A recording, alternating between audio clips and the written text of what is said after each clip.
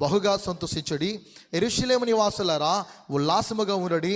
నీ రాజు నీతిపరుడును రక్షణ గలవాడును దీనుడనై గాడిద పిల్లని ఎక్కి నీ యొద్దకు వచ్చాను. ఇది మన అందరికీ బాగా తెలిసిన వచనం. కానీ దాని తర్వాత ఉన్నటువంటి వచనం పెద్దగా మనం ఎప్పుడూ పట్టించుకోం, దానికంత ప్రాధాన్యత కూడా ఇవ్వం. ఈ రెండింటికి ఉన్నటువంటి విషయాన్ని ప్రత్యేకంగా ఆ 10వ వచనం ఎప్పుడు జరుగుతుంది, ఈ 9వ వచనానికి 10వ అధ్యాయానికి మధ్య ఉన్నటువంటి ఆ గ్యాప్ ఏంటనే విషయం ఎదుట ఉంచాలని ఆశపడుచున్నాను. ఇలాంటి గ్యాప్లు పరిశుద్ధ గ్రంథంలో రమారమి 3 ఉంటాయి. ఇప్పుడులారా అవి మనం చూద్దాం. మొదటిగా గమనిస్తే 70 వారముల ప్రవచనంలో ప్రత్యేకమైన కాలములో ఏమై ఉన్నవి? ఈ 70 వీక్స్ ఏదైతే ఉన్నాయో ఈ వారముల యొక్క ప్రవచనములో ప్రత్యేకమైన కాలములు ఏంటి? What are the specific times in the prophecy of the 70 weeks? అంటే మొత్తం ఈ 70 వారము ప్రవచనంలో ప్రత్యేకమైన కాలములు 3గా చెప్పుకోవచ్చు. కాలాలు 3 కాలాలు. పిల్లరా, మొదటి కాలములో 70 వారాల్లో ఎన్ని వారాలు ఉన్నాయనంటే 1 వారం అని మనం చెప్పుకున్నాం. ఎన్ని వారాలు? 1 వారం ఉందని మనం చెప్పుకున్నాం. 7 into 7 అని లాస్ట్ టైం మనం చెప్పుకున్న మాటలు, 49 అని 49 అని, ఎప్పటి నుండి ఎప్పటి వరకు ఇది ప్రారంభించబడింది పూర్తయిందనే విషయాలు కూడా ఆ దినమందు ప్రత్యేకంగా కొన్ని మాటలు చెప్పుకున్నాం. జాగ్రత్తగా మీరు శ్రద్ధ పెడితే మీకు చివరికి వచ్చేసరికి దీనిలో ఉన్నటువంటి ప్రాముఖ్యమైన విషయం మనకు అర్థమవుతుంది. మనం ఏమై ఉన్నామో, మన పరిస్థితులు ఏంటో, భూమి మీద నేటి కాలంలో జరుగుతున్నటువంటి ఈ పరిస్థితులకు ఆ జవాబు ఏంటనేది కూడా మనకు అర్థమవుతుంది. క్రీస్తుకు పూర్వము 445 నుండి బీసీ పిల్లరా, క్రీస్తుకు పూర్వం 445 నుండి 396 వరకు 40 సంవత్సరాలు, 49 సంవత్సరాలు అవుతుంది. క్రీస్తుకు పూర్వం 445 నుండి 396 సంవత్సరం వరకు 49 సంవత్సరాలు పూర్తవుతుంది. ఈ 49 సంవత్సరాలు వీళ్ళు ఏం చేయాలి? ఎవరు? యూదులు. ఎక్కడి నుండి?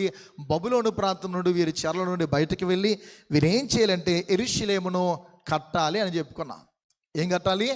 యెరూషలేమును, పాడైపోయినటువంటి యెరూషలేమును, శిథిలమైపోయినటువంటి యెరూషలేమును, చిన్నపిల్లలుగా కొట్టబడినటువంటి యెరూషలేమును, కాల్చబడినటువంటి యెరూషలేమును, ఆ గోడలను, ఆ రోడ్లను, ఆ త్రోవలను అన్నిటిని వీరు కట్టాలి. పిల్లరా గమనించిన ఇలా ఎన్నో శ్రమలు, గుమ్మలను లేపాలి. వీరు దీన్ని కట్టుటకు పూనుకున్నప్పుడు చాలా శ్రమలు ఎదురవుతాయి. ఎవరికి? యూదావారికి. దేవుడు ఏర్పాటు చేసుకుని ఈ జనాంగానికి ఇబ్బందులు వస్తూ ఉంటాయి. ఇబ్బందులు వస్తున్నప్పుడు తిరిగి దీన్ని వీరు కట్టాలి. అంటే వీరి పనిని ప్రారంభించినప్పుడు ఏ ఆటంకము, ఏ ఇబ్బంది, ఏ విధమైనటువంటి ప్రతికూలత వారికి రాదు అనడానికి వీలేదు. భయంకరమైనటువంటి ప్రతికూలమైన పరిస్థితుల్లో యూదా వారు యెరూషలేము నగరాన్నే కట్టాల. పిల్లల ప్రతికూలతల వారిని నిర్మించాలి. 2 నుండి 6 పిల్లల నెహెమ్యా గ్రంథము చదివితే అధ్యాయాలు వారు పడినటువంటి కష్టముల యొక్క వివరణ మనకి వ్రాయబడుతూ ఉంది. 2 నుండి 6 వరకు. అందులో 5వ అధ్యాయం కూడా చాలా ప్రాముఖ్యమైనటువంటిది. కష్టం అక్కడ వ్రాయబడి ఉంది. అప్పుడు ఎవరు వారిని ఎదుర్కొన్నారు ఏంటి అని మనం చూస్తే బైబిల్ గ్రంథంలో వారి కష్టాన్ని గురించి మనం ఆలోచిస్తే సన్బల్లటు మరియు టోబియాను గురించిన విషయాలు వ్రాయబడుతుంది. ఎవరళ్ళు? మరియు టోబియా. ఈ పేర్లు మనం పెద్దగా పట్టించుకొని చదువుకుంటూ వెళ్ళిపోతాం. చాలా విలువైనటువంటివి. వీరి యొక్క జీవితం వీరు ఎదుర్కొన్నారు. మనకి యోహాను సువార్త 16వ అధ్యాయం 33లో లోకంలో మీకు శ్రమ కలుగను, ఆయనను ధైర్యం తెచ్చుకోండి, నేను లోకమును జయించున్నానని ప్రభు యేసు ఉద్ఘాటించారు. ఆయన స్వయంగా ఆయన నోటి నుండి పలికినటువంటి మాటలు. లోకంలో మీకు శ్రమలు ఎదురవుతాయి, లోకంలో మీకు కష్టాలు వస్తాయి, లోకంలో మీకు ఇబ్బందులు వస్తాయి, ఆయనని మీరు ధైర్యాన్ని తెచ్చుకోండి. ఎందుచేతంటే నేను లోకమును జయించున్నానని యేసుక్రీస్తు వారు ప్రత్యేకంగా తెలియచేస్తున్నారు. ప్రియా దేవుని సంగమా, వారికి శ్రమ లేదు అనడానికి వీల్లేదు. భయంకరమైన శ్రమల్లో వారు ఉన్నారు. లోకంలో మనం ఆలోచిస్తే శ్రమలు లేకుండా ఏ క్రైస్తవుడు, ఏ క్రిస్టియన్ కూడా ఉండడం. అసలు శ్రమ అనేదే లేకుండా సుఖముగా బ్రతుకుతున్నాను, ఆత్మీయంగా బాగున్నానని చెప్పుకుంటే నిజంగా ఆత్మీయత లేనివాడే అలా ఉంటాడు. తన స్పిరిచువల్ లైఫ్లో, తన జర్నీలో ఏ క్రిస్టియన్ అయినా, ఏ క్రైస్తవుడైనా తన ఆత్మీయ జీవితంలో నేను బాగున్నాను, ఏ శ్రమ లేదు, ఏ ఇబ్బంది లేదు అంటున్నాడంటే వాస్తవానికి తనలో ఆత్మీయత లేదు. సంఘము కానీ, ఒక క్రైస్తవుడు కానీ, ఒక క్రిస్టియన్ ఫ్యామిలీ, ఒక క్రైస్తవ కుటుంబం కానీ శ్రమలలోనే మొగ్గుతూ ఉంటారు, ప్రతికూలతలోనే వారు ఎదుగుతూ ఉంటారు, శ్రమలలోనే వారు ముందుకి వారి జీవితాలను కొనసాగించినట్లు దేవుడు వారికి పారమార్థిక సత్యాలు లేదా జీవితానికి వచ్చిన విలువలు నేర్చుకున్నట్లు దేవుడు వారిని శ్రమలలో ముందుకి సాగనంపుతాడు. మీరు బైబిల్ మొత్తం మీరు ఆది కాండం నుండి చివరి వరకు మీరు పఠించండి, బాగా చదివితే ఏ భక్తుని జీవితం మీరు చూసినా వారు శ్రమలలోనే ఎదిగారు, వారు శ్రమలలోనే వారి జీవితాలను బలపరుచుకున్నారు. నెహెమ్యా యొక్క సక్సెస్ గల కారణం మనం అర్థం చేసుకోవాలి. పిల్లరా, వీరెవరు కూడా హ్యాపీగా బ్రతకలేదు అక్కడ. మీరు నెహెమ్యా గ్రంథం కానీ ఎజ్రా గ్రంథం కానీ చదివితే, అయినా వారి ప్లాన్స్, వారి ఆలోచనలు, వారి యొక్క విధానాలు, వారు ఏ కార్యాన్ని పూనుకుంటున్నారో ఆ కార్యము సక్సెస్ అవ్వడానికి గల హేతువు కారణం ఏంటంటే దేవుడు వారితో ఉన్నాడు. నీవు పని చేస్తే దేవుడు నీ పక్షముగా ఉండగలవాడు. ఈ కొద్దిమంది ప్రజలు యూదావారు బబులోను చెరనుండి వీరు వెళ్ళిన తర్వాత పనికి పూనుకున్నప్పుడు అద్భుతంగా దేవుడు వారి యొక్క బ్రతుకులో విజయం వారికి అనుగ్రహించున్నాడు. ప్రియా దేవుని సంగమా, మనము ఆయనపై డిపెండ్ అయ్యి చూడాలి, సంపూర్ణంగా మనం ఆయనపై ఆధారపడి ఉండాలి. వాస్తవానికి దానియేలు ఎందుకు ప్రార్థన చేస్తాడు ఏంటనేది గత కాలంలో మనం విని ఉన్నాం. దానియేలు, నీవు బహు ప్రియుడువు, నీ పాపము, నీ జన్మ పాపము, నీ యొక్క పితరుల పాపము నీవు ఒప్పుకొని ఉన్నావు, అయితే నీ ప్రార్థనను ప్రభు విని ఉన్నాడు. ఇదిగో నీకు ప్రత్యేకమైనటువంటి ఒక ప్రవచనాన్ని, ఒక ఉద్దేశాన్ని తెలియచేయడానికి నేను వచ్చి ఉన్నానని గాబ్రియేలు దూత ప్రత్యేకంగా ఆ అద్భుతమైనటువంటి సందేశాన్ని చెప్పడం మనం నేర్చుకున్నాము. దేవుడు కార్యములు చేస్తూ సఫలతను అనుగ్రహించగలిగినటువంటి గొప్పవాడు. మొదటి కాలము ఏం జరిగిందని అంటే 7 సంవత్సరాలు పిల్లరా, ప్రత్యేకంగా వారు 70 సంవత్సరాలు ఎక్కడున్నారు? బబులోను చెరలో ఉన్నారు. క్రీస్తుకు పూర్వం 445 నుండి 396 వరకు 49 అంటే దాదాపు పిల్లరా 496 ఏండ్లు, వారు 34 ఏండ్లు వారి జీవితంలో ఏం జరిగింది అనేది మనం అర్థం చేసుకోవచ్చు. ఈ రెండవ కాలంలో మనం చూస్తే మొదటిగా 490 సంవత్సరాలు పిల్లరా, ఎన్ని అంటే 70 వారములో 7 వారాలు అయిపోయాయి. 70 వారాలు ఎన్నయ్యి? 7 వారాలు అయిపోయి 49 సంవత్సరాలు అయిపోయాయి అని చెప్పుకోవచ్చు. తర్వాత ఈ రెండవ కాలంలో 62 పిల్లరా, 62 అంటే 62 వారాలు ఇంటూ 7 అనుకుంటే 434 ఇయర్స్ వస్తుంది. 434 సంవత్సరాలు ఏం జరిగింది అనేది మనం బైబిల్ మనం చక్కగా మనం తీస్తే వాటిని క్షుణ్ణంగా ధ్యానపూర్వకంగా మనం చదివితే లేఖనాల్లో నెహెమ్యా కాలంలో, ఎజ్రా కాలంలో చోటు చేసుకున్న విషయాలు మనకు కనిపిస్తున్నాయి. క్రీస్తుకు పూర్వం 445లో ఎవరు ఆజ్ఞ జారీ చెప్పాలా? ఎవరు ఆజ్ఞ జారీ చేశారు? బబులోను ప్రాంతంలో కోరేస్. ఎవరు? కోరేస్. గుడ్. బబులోను దేశంలో వీరు ఉన్నప్పుడు నెబుకద్నెజరు పతనం అయిపోయిన తర్వాత కోరేస్ ఎక్కుతూ ఉన్నప్పుడు యూదా వారితో ఏమన్నారంటే, మీరు మా దేశంలో మా ప్రభుత్వంలో ఎందుకున్నారు అని క్వశ్చన్ చేసి ప్రశ్నించి వారిని తిరిగి పంపించేశాడు. పిల్లరా, కోరస్ యొక్క ఆజ్ఞ ఎప్పుడైతే జారీ చేసి ఉన్నాడో, వెళ్ళిపోమని తెలియజేస్తున్నాడో, ఎప్పటి వరకు అంటే క్రీస్తుకు పూర్వం 445లో ప్రారంభించబడింది, ఇది 396 వరకు. పిల్లరా చూస్తే 7 సంవత్సరాలు అయిపోయింది, అది 49 సంవత్సరాలు. ఎక్కడ ఆగింది మొదటి కాలం అని అంటే పిల్లరా, లేదా ఈ కాలము ఎక్కడతో ఫినిష్ అయింది మనం ఆలోచిస్తే, ఫస్ట్ పీరియడ్ పిల్లరా గమనిస్తే 390 6. ఎక్కడ? క్రీస్తుకు పూర్వం 445లో ప్రారంభించబడి ఎక్కడ ఆగింది? క్రీస్తుకు పూర్వం 396లో ఆగింది.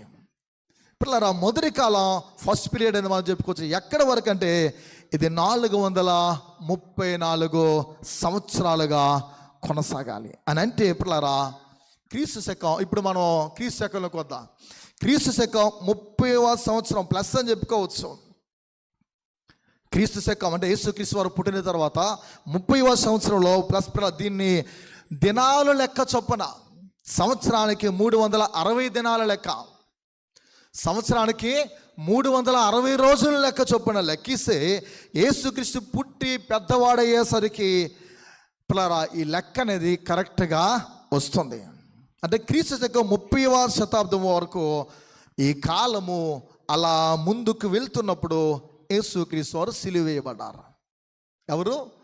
ప్రభు యేసు సిలువ వేయబడ్డారు. సువార్తలు ఎన్ని సువార్తలు? మొదటి సువార్త ఏంటి? మత్తయి సువార్త 27వ అధ్యాయము 62-69 వారాలు పూర్తయిందని చెప్పుకోవచ్చు. మార్కు సువార్త 15వ అధ్యాయం సిలువ వేయబడి 69 వారాలు పూర్తయిందని చెప్పుకోవచ్చు. లూకా సువార్త 23వ అధ్యాయంలో అభిషక్తుడు కొట్టివేయబడ్డాడు అని 69 సంవత్సరాలు పూర్తయిందని చెప్పుకోవచ్చు. 70 వారాలు కదా. ఈ ప్రవచనం మనం చూస్తే ప్రత్యేకంగా ఇవి పూర్తయ్యని చెప్పచ్చు. యోహాను సువార్త 19వ అధ్యాయము 69 వారాల్లో పూర్తయింది. అంటే ఎక్కడతో ప్రారంభమైంది? కోరేసు ఆజ్ఞతో ప్రారంభించబడి ఎక్కడతో ఆగిపోయింది ఈ ప్రవచనం అంటే 69 వారాల ప్రవచనం. ప్రత్యేకంగా ఆ 70 వారంలో ఒక వారం మిగిలి 69కి ఎప్పుడయిందంటే యేసుక్రీస్తు వారు సిలువ వేయబడేంత వరకు ఆగింది. పిల్లలు, అందుకే యోహాను సువార్త 19వ అధ్యాయంలో అభిషక్తుడు నిర్మూలన చేయబడిన విషయాలు కనిపిస్తాయి. ఇందులో మొత్తం ఎన్ని రోజులు ఉన్నాయంటే 1,73,880 రోజులు ఉన్నాయి. 1,73,880 డేస్ పిల్లరా. దాదాపు 69 వారాలు అయిపోయింది అక్కడికి. ఇది చాలా హిస్టరీ, చరిత్రతో ముడిపడినటువంటిది. 69 వారాలు పూర్తయిపోయింది. ఇక మిగిలినది ఎంత అనంటే 1 వారం. ఇంకా మనం ఎందుకు బ్రతికి ఉన్నామంటే చాలా ప్రాముఖ్యం. ఇవి చాలా జాగ్రత్తగా మన జీవితంలో మనల్ని మనం పరిశీలించుకోవలసినటువంటి పరిస్థితులు ఉన్నాయి. ఈ అవసరం ఉంది పిల్లరా. ఎప్పుడు స్టార్ట్ అయింది అంటే మార్చ్ 14th స్టార్ట్ అయ్యింది. మీరు దానికి అర్థం అవ్వాలంటే కోరెస్ ఆజ్ఞ 445వ సంవత్సరం క్రీస్తు పూర్వం 6వ తారీఖున ఏప్రిల్ నెలన, క్రీస్తు శకం 32వ సంవత్సరం దాదాపు ఈ ప్రవచనము ఆగిపోయింది. దానికి ఈ నా మాటలు కాదు, బైబిల్లోనే జవాబులు ఉన్నాయి. వాళ్ళు ఏ తారీఖున ఏ నెలలో పస్కా గొర్రెను అర్పించాలో నిర్గమాకాండము 12వ అధ్యాయములో అబీబు నీసాను నెల అనేటువంటి 14వ దినమున అని మనకి వ్రాయబడుతుంది. హెబ్రీల యొక్క ఆ క్యాలెండర్ ప్రకారం మనం బైబిల్లో వ్రాయబడిన మనం లెక్కిస్తే పొల్లైనా కూడా బైబిల్లో పోదు. అక్షరానుసారంగా ప్రతిదీ నెరవేర్చబడి ఉన్నది. ఎందుకు 14వ దినమున ప్రత్యేకంగా ఈ పస్కా గొర్రెను అర్పించాలి? 15వ దినమున అర్పించకూడదా? లేకపోతే 12వ దినమున అర్పించకూడదా? 14వ దినమున ఎందుకు అర్పించాలో అనేది మనం చూస్తే 10వ దినమున దానిని యాజకుడు పరీక్షించాలి. ఒక పొట్టేలు అర్పిస్తే యాజకుడు దాన్ని ఏం చేయాలి? దాన్ని పరీక్షించాలి. దానిలో లోపము కానీ, ముడత కానీ, మచ్చ కానీ, అంటే అది లోపము లేనిదై ఉండాలి, నిర్దోషమైనదిగా ఉండాలి, దేవునికి అంగీకారమైనటువంటిదిగా అర్పణ ఉండాలి. పిల్లరా, ఇక్కడ మన కానుకలు కూడా మనం అర్థం చేసుకోవచ్చు. నీవిచ్చే కానుక, నీవిచ్చే అర్పణ, నీవు సమర్పించుకొని నీ బ్రతుకు కూడా లోపము లేనిదిగా ఉండాలి, నిర్దోషమైన వారిగా మనం ఉండాలి. చాలామంది దేవునికి అర్పిస్తున్నప్పుడు ఎంతెందుకు ఇచ్చేస్తున్నాను అనే భావనతో లోపల అనుకుంటూ సనుక్కుంటూ వేసేవాళ్ళు లేకపోలేదు. దేవుడు అందుకే ఆంతర్యాన్ని దృష్టించే దేవుడు. ఎందుకు? కయ్యూను హేబెలు ఇరువురు అర్పించారుగా. ఒకరిని లక్ష్య పెట్టి ఒక వ్యక్తిని లక్ష్య పెట్టకపోవడానికి గల హేతు ఏంటి? ఒకడు అర్పించినటువంటి సమయంలో అతడును అతని అర్పణ లక్ష్య పెట్టబడడానికి కారణం, అతడు ముందుగా అర్పణ కంటే దేవుడు లక్ష్యము చేయబడ్డాడు, దేవుని దృష్టిలో ఎంపిక చేయబడ్డాడు. అందుకే హేబెలును అతని అర్పణను లక్ష్య పెట్టని వ్రాయబడింది. హేబెలు లక్ష్య పెట్టాడు కనుక అతడు ఇచ్చిన అర్పణను కూడా దేవుడు లక్ష్య పెట్టాడు. 10వ దినమున దానిని యాజకుడు పరీక్షించాలి, లోపం ఉందేమో చూడాలి. ఎక్కడ మనం యేసుక్రీస్తు అని కూర్చో ఆలోచించాలి. లోపం లేకుండా 4 రోజులు దాన్ని పరీక్షిస్తారు. మీరు లేవియకాండం చదివితే అర్థమవుతుంది. ఎన్ని రోజులు? 4 రోజులు యాజకుడు పరీక్షిస్తాడు. మనం ఒక రోజు ఏదైనా చూస్తే ఇట్టే మనం చెప్పేస్తుంటాం, ఎవరైనా మనుషులకు తీర్పు తీరుస్తూ ఉంటాం. ఎన్ని రోజులు పరీక్షించాలంటే ఒక అర్పణని 4 రోజులు పరీక్షించాలి. యేసుక్రీస్తుని పరీక్షించారా? ఆయన పరీక్షించారా లేదా అని ఆలోచించాలి. ఆ పస్కా గొర్రెపిల్ల అయిన యేసు ప్రభువే దేవుని గొర్రెపిల్లగా గాడిద పిల్ల మీద కూర్చొని యెరూషలేములో జయప్రవేశమైన చేసిన తర్వాత శాస్త్రుల చేత, పరిసయ్యుల చేత, యూద మత పెద్దల చేత, ప్రధాన యాజకుల చేత 4 రోజులు ఆయనను అన్ని విధాలుగా ప్రత్యేకంగా పరీక్షించడం జరిగింది. మీరు ప్రతి సువార్త చివరి అధ్యాయాలు చూస్తే యేసుక్రీస్తు యొక్క పరీక్షలు మీకు కనిపిస్తూ ఉంటాయి. మనం హోలీ వీక్లో ప్రత్యేకంగా గుడ్ ఫ్రైడే దినమందు 7 మాటలు వింటాం కదా. సిరులో ఆయన పలికిన 7 సిరులు. ఈ 7 మాటలు వినడానికి ముందు తీర్పులు వినాలి. మన బ్యాప్టిస్టు, మెథడిస్టు, సిఎస్ఐ, లూథరన్ చర్చిలో తీర్పులు చెప్తారు. ఆయనకి ఎక్కడ తీర్పు చేశారో ఈ తీర్పులు అంటే ముందు మాటలు అనేవి ఉంటాయి. అవి అయిన తర్వాత 7 మాటలు ప్రకటిస్తూ ఉంటారు. ఆయన ఎలా శోధించారో, ఆయన ఎలా పరీక్షించబడ్డాడో మనకి లేఖనాల్లో ప్రత్యేకంగా సువార్తల్లో తేట తెల్లగా వ్రాయబడి ఉన్నటువంటి విషయాలు మనకి అర్థమవుతూ ఉంది. ప్రియ దేవుని బిడ్డలారా, ఈ సత్యాలు మనం మర్చిపోకూడదు. పరిశుద్ధ గ్రంథంలో ఉన్నటువంటి ఈ మాటలు మర్చిపోకూడదు. ఒకసారి ఈ మత్స్యకి ఎగ్జాంపుల్గా మనం చూస్తే 19వ అధ్యాయం యోహాను సువార్త 5వ వచనంలో చూస్తే పిలాతు ఒక మాట అంటాడు. పిల్లారా, ఆ ముండ్ల కిరీటమును ఊదా రంగు వస్త్రమును ధరించిన వాడే యేసు వెలుపలికి రాగా పిలాతు చాలమ్మా, అక్కడ బోల్డ్ లెటర్స్తో ఉంటుంది, ఇదిగో ఈ మనుషులని. ముందున్నటువంటి మాటల కంటే ఆ వ్రాయబడిన అక్షరాలు చాలా పెద్ద అక్షరాలతో ఇదిగో ఈ మనుష్యుడు అని వ్రాయబడుతుంది. ఆయన ప్రత్యేకమైనటువంటి వాడు, ఆయన కపటము లేనటువంటి వాడు. ఆయన థియలాజికల్గా క్వశ్చన్ చేశారు. పిల్లలు వేదాంతపరమైనటువంటి ప్రశ్నలు యేసుక్రీస్తు వారిని సంధించారు. ఆ 4 దినాలు కూడా యేసుక్రీస్తు వారు పిల్లల ప్రతి ప్రశ్నకు ఓపికతో ప్రత్యేకంగా ఆయన చెప్పుకుంటూ జవాబులిస్తూ రావడం జరిగింది. 10వ రోజు పరీక్షించబడటం అంటే ఎప్పుడు అంటే మట్టల ఆదివారం. ఏదది? మట్టల ఆదివారం జరిగిన మనం ఏమంటాం? మట్టల ఆదివారం ఇప్పుడు జయప్రవేశం. అప్పటి నుండి 4 రోజులు మనం ఏం చెప్తాం? హోలీ వీక్ లేదా ప్యాషన్ వీక్ అని పిలుస్తూ ఉంటాం. మనం అలా పిలుస్తూ ఉంటాం పిల్లరా. కానీ ఆ 4 రోజులు యేసుక్రీస్తు వారు మానసికమైనటువంటి ఒత్తిడికి గురయ్యారు. మానసికమైన ఒత్తిడి యేసుప్రభువు వారు చాలా అనుభవించారు. 6వ తారీఖు ఏప్రిల్కు 69 వారాల్లో పూర్తయిపోయింది.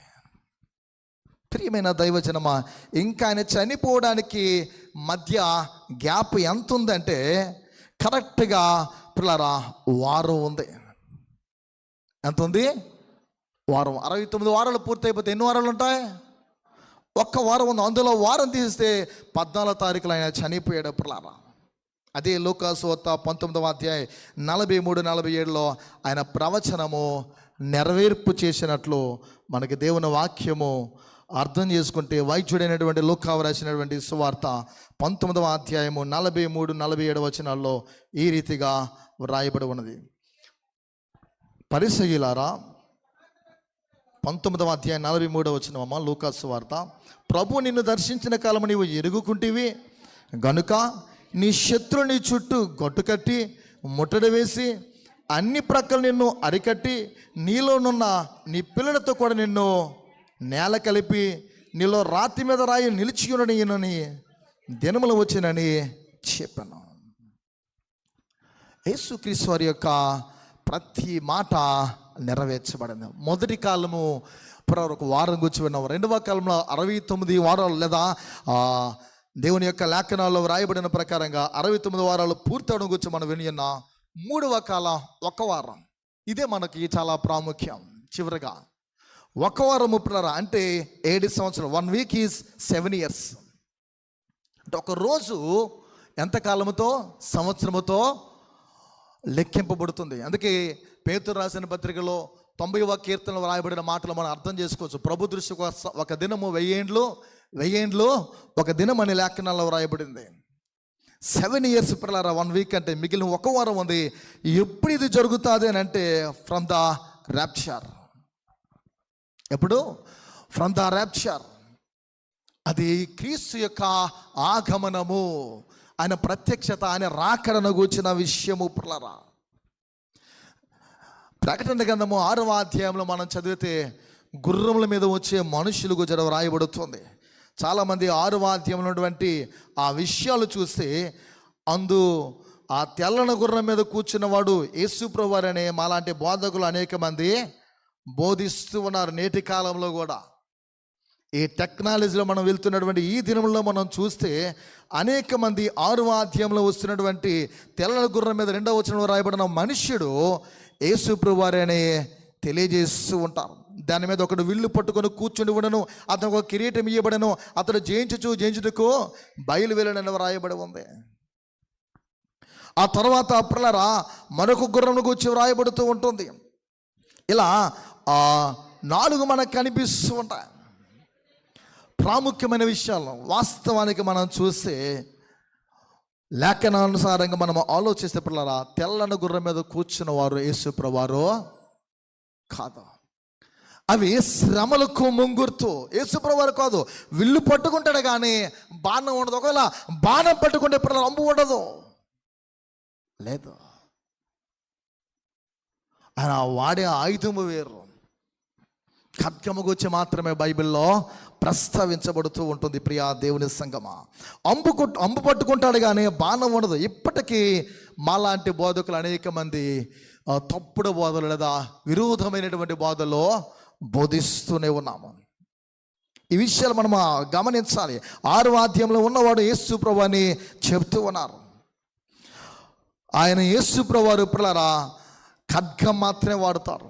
ఈ లోకములో మనుష్యులను దేవుడిగా అనుకుంటున్నటువంటి కాలంలో మనం సాగిపోతున్నాం. ఎప్పుడు మోషే కాలం నుండి కూడా మనుష్యులను దేవుడిగా కొలిచే కాలం లోకంలో నడుస్తూ ఉంటుంది. అందుకే ధర్మ విరోధైనటువంటి అంత్యక్రీస్తుని కూడా దేవుడనే భావించి ఆరాధిస్తూ ఉంటాడు. ఆయన అలాంటి వాడు కాడు పిల్లరా. ఆయన వచ్చినప్పుడు వెనుక ఎర్రని గుర్రము, తెల్లని గుర్రము, ఎందుకు ఈ పాండురంగము గల గుర్రాలు వస్తున్నాయనంటే ఇవన్నీ పిల్లరా నాశనానికి సాదృశ్యం. భయంకరమైన శ్రమలు భూమి మీద రాబోతూ ఉన్నాయి. భయంకరమైనటువంటి ఉగ్రత రాబోతూ ఉన్నది. ఎలా చెప్పుకుంటే జరిగేదంతా వినాశనకరమైనటువంటి నాశనాలే. దాదాపు 39 శ్రమలు, 39 పిల్లరా భయంకరమైన 39 శ్రమలు భూమి మీద ఈ 7 సంవత్సరాల కాలంలో జరుగుతాయి. ఒక మనుష్యుడు తన జీవితంలో కన్ని విని ఎరిగినటువంటి విధంగా ఈ భూమి ఉద్భవించినది మొదలు ఎప్పుడు అలాంటి శ్రమలు జరగనటువంటివి 39 శ్రమలు జరుగుతాయి, చోటు చేసుకుంటాయి. చాలా క్రూరమైనటువంటి భయంకరమైన. అందుకే 7 బూరలు కూర్చి 7 పాత్రలు కూర్చి రెవల్యూషన్లో, ప్రకటన గ్రంథంలో, దర్శన గ్రంథంలో దేవుడు యోహానుకి పద్మాసు దీపంలో బయలుపరిచాడు. ప్రియా దేవుని సంగమా, ప్రకటన గ్రంథంలో ఇవన్నీ తేవడానికి ఆయన 2వసారి ఈ లోకానికి వస్తున్నాడు. దాన్ని ద్వితీయ ఆగమనం అని ఆయన రాకడకు వచ్చి అర్థం చేసుకోవాలి. 1 వారం ఉంది. ఆ వారం వచ్చి 7 సంవత్సరాలు. ఆ 7 సంవత్సరాలు కాలము ఎలాంటిదంటే భయంకరమైనటువంటిది. అది మనం ఇప్పుడు ఎక్కడ ఉన్నాం? 69 వారాలు, 69 సంవత్సరాలు, ప్రత్యేకంగా లేఖనాల్లో రాయబడి ఉన్న ప్రకారంగా ఆ 69 వీక్స్ ఏవైతే ఉన్నాయో, యేసుక్రీస్తు వారు సిలువ వేయబడిన తర్వాత ఆగిపోతే ఇప్పుడు ఎక్కడున్నాం మనం? మరి ఇది ఎప్పుడు ప్రారంభించబడుతుంది? 7వ సంవత్సరం ఎప్పుడు ఆరంభమవుతుంది? ఎప్పుడు దాని అంతమవుతుంది అనేదే ప్రశ్న. అది నీ చేతిలో ఉందా? నా చేతిలో ఉందా? ఎవరి చేతిలో ఉన్నది? ఎవరి వశమై ఉన్నది? ఒక కుమారుడా, కుమార్తె, ఒక క్రైస్తవుడిగా, క్రైస్తవరాలుగా ఏనాడైనా నీవు కానీ, నేను కానీ, మన కుటుంబాలు కానీ అనుకున్నామా, నేను చనిపోతే ఎక్కడికి వెళ్తాను? నా జీవితము, నా తనువు చాలిస్తే నా బ్రతుకు ఏమైపోద్ది?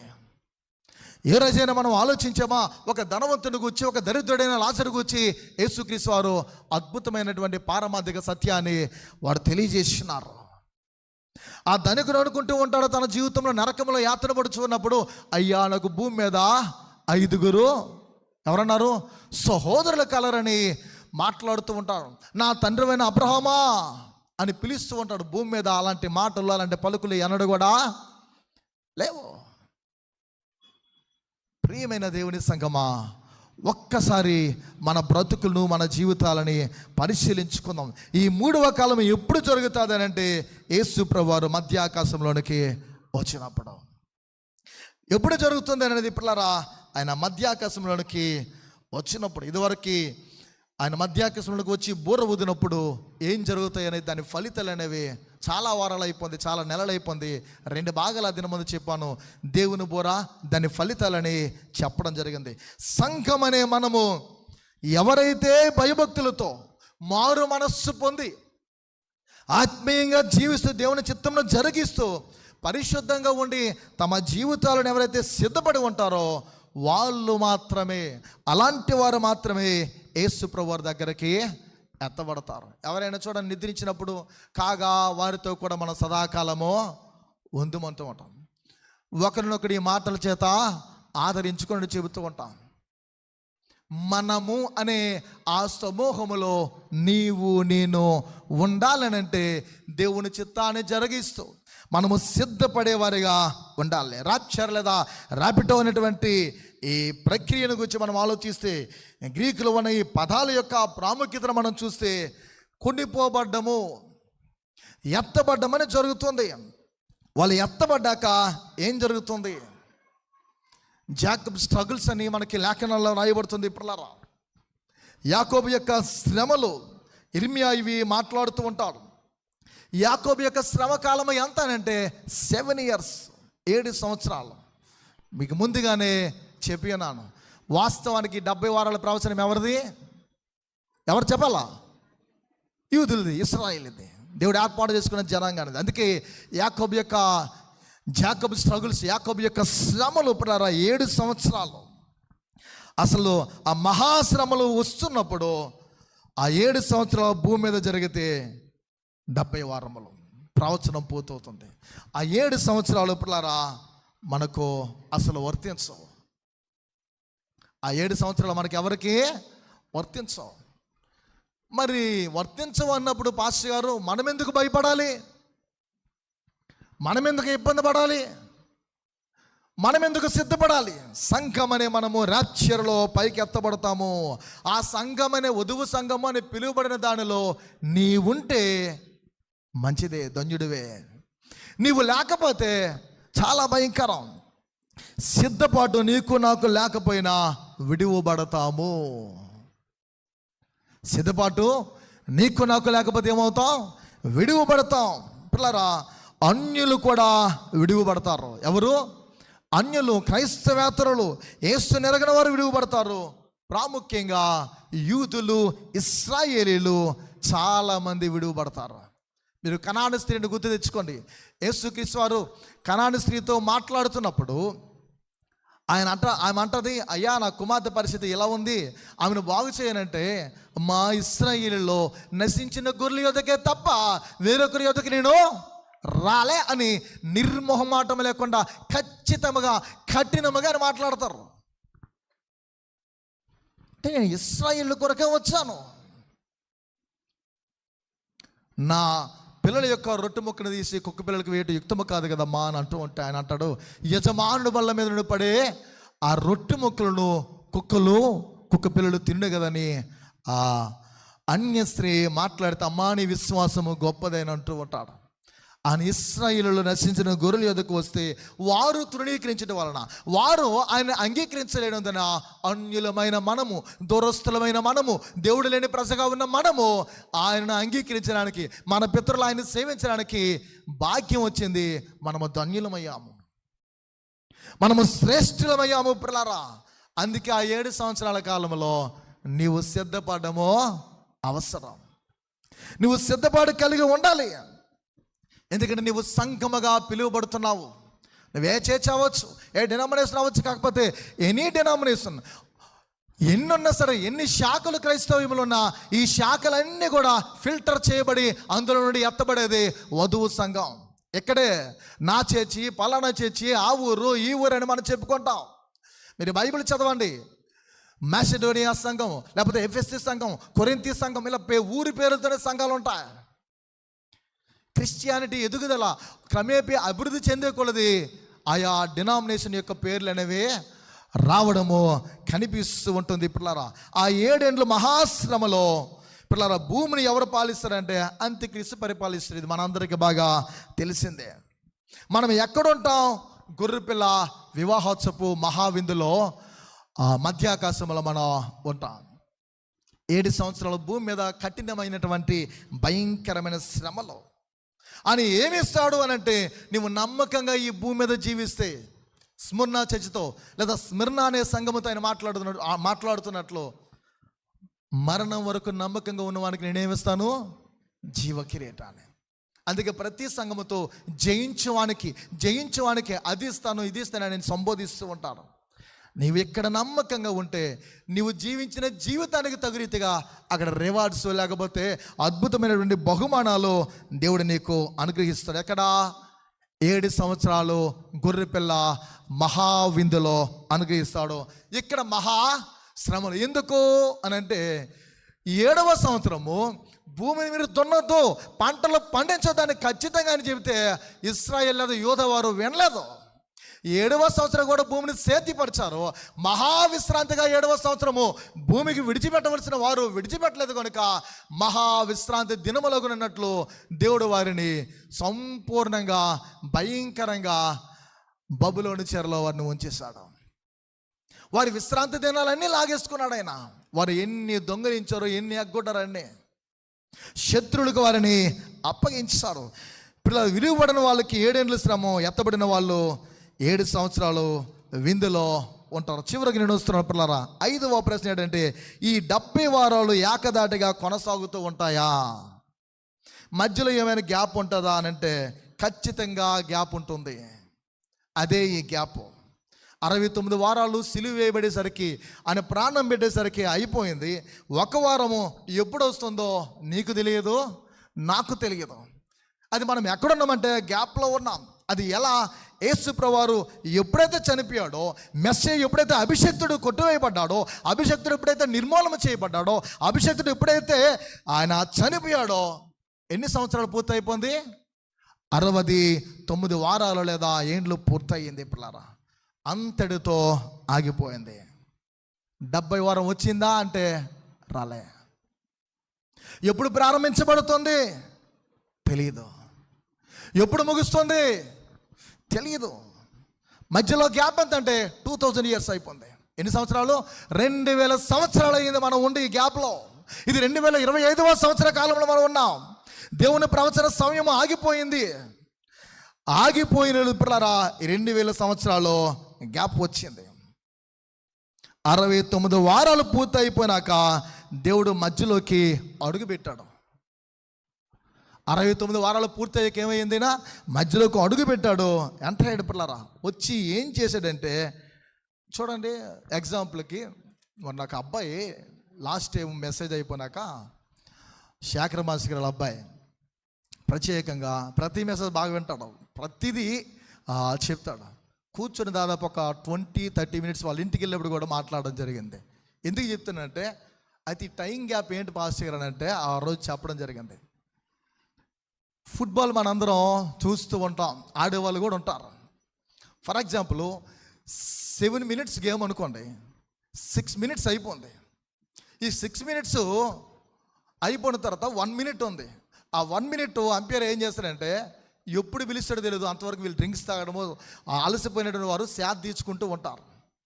ఆ 1 minute ఎప్పుడు వస్తుందో తెలియదు. ఈయన ఎప్పుడు పిలిస్తే అప్పుడే వాళ్ళు వచ్చి గేమ్ ఆడాలి. చాలా క్వశ్చన్లు అడిగారు దినమందు ఈ విషయాలని చెప్పినప్పుడు ఒక భావనకు వచ్చిన కుమారుడు. ఎందుకు ఈ మాటలు చెప్తానంటే 2025వ సంవత్సరం మనం ఉన్నాం. ఆయన మధ్యలోకి వచ్చి ఆపేశాడు. ఆపేసిన తర్వాత ఆయన ఎప్పుడు ప్రారంభిస్తాడో మనకి తెలియదు. 69 వారాలు అయిపోయాయి పిల్లరా. ఆయన వచ్చి ఏం చేశాడంటే విమోచకుడిగా తన ప్రాణమును పెట్టి వెళ్ళిపోయాడు. అందుకే తెస్సలోనికీయులకు రాసిన పత్రిక మొదటి పత్రిక 4:13 నుండి 18 వరకు రాయబడిన ఆ బోరను గూర్చి వ్రాయబడుతుంది. ఆర్భాటముతోనూ ప్రధాన దూత శబ్దముతోనూ దేవుని బోరతోనూ మధ్యాకాశంలోనికి ఎవరు వస్తారు? ప్రభు దిగ వచ్చును. క్రీస్తునందుండి మృతులైన వారు మొదట. చాలామంది అనుకుంటారు మన సమాధుల దొడ్లో పాతి పెట్టాం కదా అక్కడ నుండి లేచిపోతారు అనుకుంటారు. అక్కడ సమాధుల దొడ్లో మనం పాతి పెట్టాం కదా అందుకే బాగా కట్టించుకుందాం అని అనుకుంటూ ఉంటారు. నువ్వు కట్టించుకున్నా కట్టించకపోయినా పీస్ అయిపోయిన వాళ్ళు ఉన్నారు. బరియలు చేయలేని వారు ఉన్నారు. భూస్థాపితం చేయలేని వారు ఎంతోమంది ఉన్నారు. మృతుల లోకము తెరువబడుతుంది ఆ దినమంతం. నిద్రించిన పరిశుద్ధులు, సజీవైన పరిశుద్ధులు కొనరెప్పబాటులో పిల్లరా ఎత్తబడతారు. 70 వారం అప్పుడు స్టార్ట్ అవుతుంది పిల్లరా. ఆయన ఎప్పుడైతే ఈ గేమ్ ప్రారంభిస్తాడో అప్పుడే. ఎప్పుడైనా పూర ఊతాడో మనకు తెలియదు. లాస్ట్ వీక్ ఒకటి ఉంది పిల్లరా. ఎవరికి? ఇశ్రాయేలుకా లాస్ట్ వీక్ 7 సంవత్సరాలు పిల్లరా. ఈ 7 సంవత్సరాలే 1 నుంచి 10 కానీ పేతురు రాసిన మొదటి పత్రిక 3వ అధ్యాయం 10 నుండి 12 కానీ నాకు చెప్పడానికి సమయం లేదు కనుక రెఫరెన్స్ చెప్తున్నాను. ఇవి చదివితే మీకు అర్థమవుతూ ఉంటుంది మన పట్ల దేవునికున్న ప్రణాళిక. ఇక్కడ 6వ ప్రశ్న ఏంటంటే బైబిల్లో 3 గ్యాప్స్, 3 మహా గొప్ప గ్యాప్లు ఉన్నాయి. అందులో ప్రప్రథమైనటువంటి మొదటిది యెషయా గ్రంథం. మనం చదువుకున్నటువంటి ధ్యానం చదువుకున్నాం పిల్లరా. ఆ ధ్యాన భాగం గతించిన కాలంలో ఈ మాట చెప్పి ఉన్నాను. యెషయా గ్రంథము 9వ అధ్యాయము 6-7 వచనాల్లో ఒక మాట కనిపిస్తుంది. ఏలయనగా మనకు శిశువు పుట్టను, మనకు కుమారుడు అనుగ్రహింపడం. ఏలయనగా శిశువు పుట్టాడైనా? యేసుప్రభువు పుట్టారా? పుట్టారు. కుమారుడు అనుగ్రహింపడ్డా? అనుగ్రహింపడలేదు. శిశువు పుట్టడం అంటే మనుష్యుడిగా ఆయన ఉద్భవించబడ్డా. కుమారుడు అనుగ్రహింపబడ్డం అనేది జరగలేదు. శిశువు బెత్లెహేంలో పుట్టాడు. ఇది మొదటి రాకడా. ఏ రాకడా? శిశువుగానే పుట్టడం మొదటి రాకడా. కుమారుడు అనుగ్రహింపబడ్డం అనేది ప్రియా దేవుని బిడ్డలారా ఇది యెరూషలేము జరిగే 1000 ఏండ్ల పరిపాలన. అప్పుడు కుమారుడు అనుగ్రహింపబడతాడు. అప్పుడు ఏం జరుగుతుంది అంటే ప్రియా దేవుని బిడ్డలారా తేడా ఏంటంటే 1000 సంవత్సరాలు. శిశువు పుట్టడానికి కుమారుడు అనుగ్రహింపడానికి మధ్య గ్యాప్ 2000 సంవత్సరాలు అయిపోయింది. ఎంత గ్యాపు? 2000 సంవత్సరాలు అయిపోయింది. ఇప్పుడు ఆ తర్వాత వచ్చినమంటాడు ఆయన భుజం మీద రాజ్యభారం ఉంది. యేసుక్రీస్తు భుజం మీద సిలువ భారమే ఉంది, ఏమీ లేదు. ఆ రాజ్యభారాన్ని గురించి మనకు కనిపిస్తున్నది పిల్లరా. 1000 ఏండ్ల పరిపాలన గురించిన విషయాలు లేఖనాల్లో వ్రాయబడినటువంటి 9వ వచనం ఏదైతే ఉందో అది మనం చదువుకుంటే కనిపిస్తున్నాయి పిల్లరా. మొదటి రాకడలో దావీదు సింహాసనమైన ఎక్కలేదు. ఇవన్నీ మనకు చదివితే అర్థమవుతుంది. 2వ రాకడలో సింహాసనానైనా ఎక్కుతాడు. మొదటి రాకడలో ఏమైనా సింహాసనం ఎక్కడైనా? యూదులకు రాజుగా పుట్టినవాడు ఎక్కడున్నాడు ఎవరన్నారు? జ్ఞానులు అన్నారు. వాళ్ళు ఎవరు అనలా. దావీదు యొక్క సింహాసనానైనా ప్రత్యేకంగా స్థిరపరుస్తాడు. జకరియా గ్రంథం మనం చదువుకున్నటువంటి లేఖన భాగంలో చూస్తే 9వ అధ్యాయంలో 9వ వచనంలో చూస్తే ఆ ప్రవచనం నెరవేరిందా? గాడిద పిల్లకైనా రావడం అనేది నెరవేరిందా? నెరవేరింది. గ్యాప్ గురించి నేను చెప్తున్నాను పిల్లరా. అదే కనిపిస్తుంది అక్కడ. ఆ 2వ గ్యాప్ ఏంటంటే ఆ గాడిద పిల్లకి రావడము. ఈ టైం అవుట్ మనం గమనించాలి. జకరియా సియోను నివాసులారా అనేది ఏదైతే వచనం ఉందో ఇది మొదటి ప్రవచనం. 10వ వచనంలో చూస్తే, ఎఫ్రాయిములో రథములు లేకుండా నేను చేసేదను, యెరూషలేములో గుర్రములు లేకుండా చేసేదను, యుద్ధపు విలు లేకుండా పోవును, నీ రాజు సమాధాన వార్త అన్యజనులకు తెలియజేయను. సముద్రం నుండి సముద్రం వరకు, యూఫ్రటీస్ నది మొదలుకొని భూదిగంతముల వరకు అతడు ఏలెను. ఇది 1000 ఏండ్ల పరిపాలనకు వచ్చినటువంటి విషయం. 9వ వచనం ఏమో మొదటి రాకడైతే, పిల్లరా 10వ వచనం రెండవ రాకడకు సాదృశ్యం. There is time gap.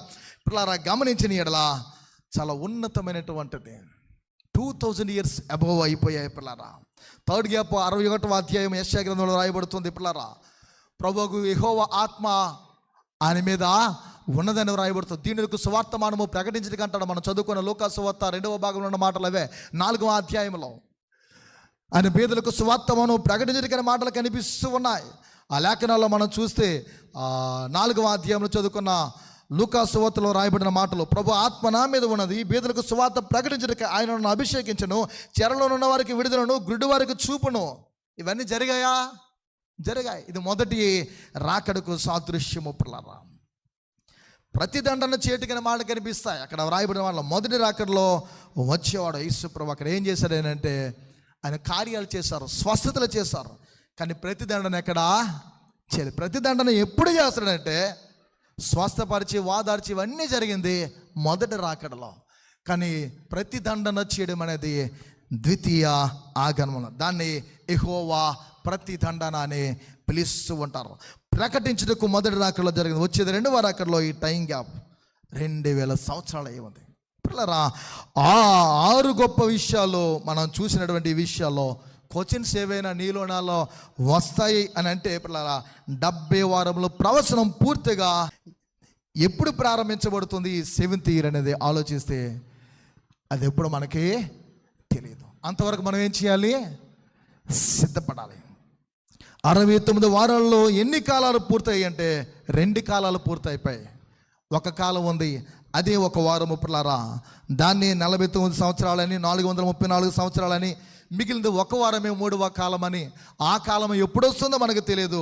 ఆ 69 వారం పూర్తయింది కనుక ఈ టైం గ్యాప్లో నీవు మారు మనస్సు పొందితే, ఒకవేళ నీ జీవితం సరి లేకపోతే క్రమపరుచుకుంటే వధువు సంఘములో మనమందరము ఉంటాం. ఆ ధన్యతను మనం అనుభవించాలంటే దీన్ని గురించి ఒక అవగాహన కలిగి బైబిల్ ఏదో స్పీడ్గా పఠించనే కాకుండా ధ్యానపూర్వకంగా మనం చదివితే తప్పకుండా దేవుడు తన కార్యాలు చేస్తాడు.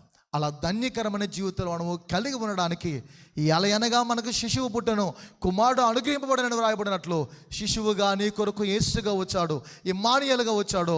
కుమారుడుగా ఆయన తన యొక్క బ్రతుకులో ప్రత్యేకంగా రాకడలో రానయ్యున్నాడు. 1000 ఏండ్ల పరిపాలనలో మనం ఆయనతో కూడా ఉండాలంటే ఇక్కడ నిర్దోషమైన సంఘముగా, వధువు సంఘముగా, కల్మషము లేని సంఘముగా, ఏ ముడత మచ్చ డాగు లేని వారిగా నిలుద్దాం. అలా నిలవడానికి కావలసిన ఒప్పుకోలు, పశ్చాత్తాపము, రిపెంట్ అనేది మనలో ఉంటే తప్పకుండా దేవుడు మనల్ని సిద్ధపరుస్తాడు. ఎఫ్రాయిమును గురించి వ్రాయబడినటువంటి వాగ్దానాలు మన జీవితంలో నెరవేరుస్తాడు. అలాంటి దీవెన, అలాంటి ఆశీర్వాదము, అలాంటి సిద్ధపాటు దేవదేవుడు మనందరికీ కలుగు చేసి నడిపించాలని ఒక్క పరి మొదలు లేచి నిలబడి చిన్న ప్రార్థన చేసుకుందాం. దేవుడి మాటలు దీవించిన గాక. ఆమేన్. ప్రార్థన చేద్దాం. పిల్లారా నిజమే ప్రభువా, 6 దినములు మీరు శ్రమించండి, 7వ దినమును అది విశ్రాంతి దినము, సబ్బాతు దినము నన్ను ఆచరించను అన్నారు.